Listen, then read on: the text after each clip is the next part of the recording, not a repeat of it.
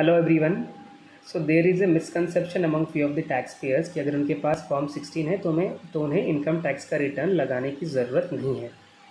So let's try to understand कि form 16 क्या होता है और इनकम टैक्स का रिटर्न क्यों लगाना ज़रूरी है।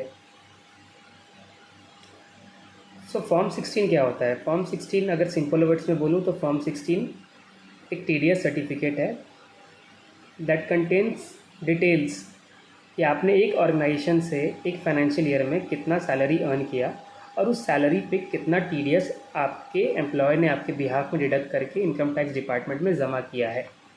इसके अलावा बाकी कोई भी head of income form 16 generally cover नहीं करता है।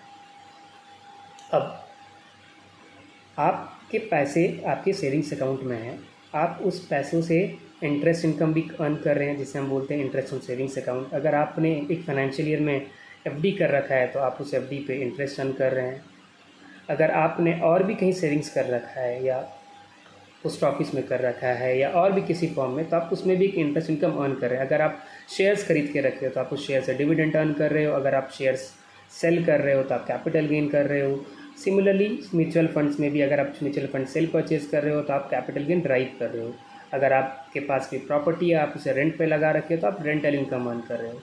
तो ये सारे डिटेल्स कोई भी फॉर्म 16 में कवर्ड नहीं होते हैं और ये सारे इनकम आपको आपके इनकम टैक्स के रिटर्न में रिस्पेक्टिव हेड में डिक्लेयर करने पड़ते हैं। अगर आप ये सोच रहे हैं कि आप इनकम टैक्स रिटर्न में ये सारे इनकम डिस्क्लोज़ नहीं करेंगे और आपके साथ कुछ नहीं होगा या कोई नोटिस नहीं आएगा तो आप गलत हैं, क्योंकि ये सारा इनकम जो आप अर्न कर रहे हैं, चाहे सेविंग्स अकाउंट से हो, चाहे एफडी से हो, चाहे म्यूचुअल फंड शेयर्स के सेल परचेज या डिविडेंड से हो या रेंटल इनकम हो, वो सारे के सारे इनकम टैक्स डिपार्टमेंट में पहले से हैं।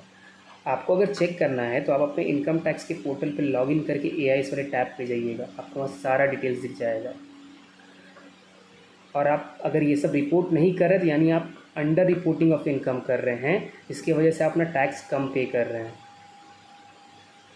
और आने वाले टाइम पे कहीं ना कहीं आपको एक चिट्ठी आएगा इनकम टैक्स डिपार्टमेंट से जो कहेगा कि आपने ये सारे इनकम को डिस्क्लोज़ नहीं किया है, आप इन पे टैक्स दीजिए, ये आपका अनडिस्क्लोज इनकम है, इन पे इतना इतना टैक्स बनता है, इसे टैक्स पे करिए along with interest and penalties.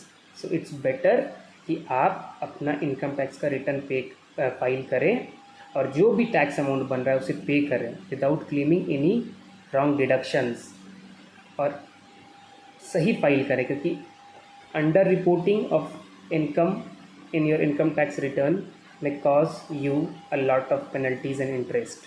So thank you.